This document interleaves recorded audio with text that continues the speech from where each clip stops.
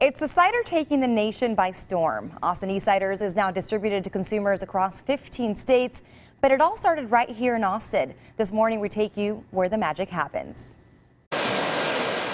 If you blink, you'll miss it. Hundreds of cans being filled right before your eyes. But this is more than just a cidery. Austin Eastciders is quickly becoming an institution. We're Austin, this is home base.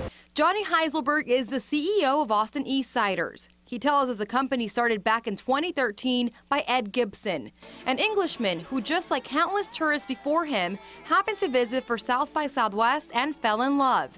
Only he decided to contribute something to his new home, cider. The cider itself is a really old school traditional English cider. In fact, the original cider recipe was brought over by one of Ed's friends whose family's been making cider for 300 years. Reviving a tradition of cider making in America that goes way back to before Prohibition. Before Prohibition, cider was by far the #1 alcoholic beverage of choice in the U.S. The English brought it with them.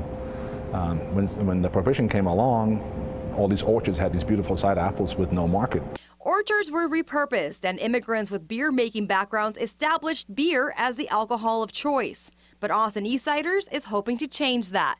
It feels like we're returning to our roots a little bit with this craft cider revolution in the U.S. We measure the sugar content every day, monitoring the alcohol production. Brittany Matthew is the quality manager at Austin Eastciders. She tells us the cidery makes some 6,000 gallons of cider a week. That's about 10,000 cases a month in 6 different flavors. Putting a spin on those traditional style ciders has allowed us to kind of cater to a wider audience.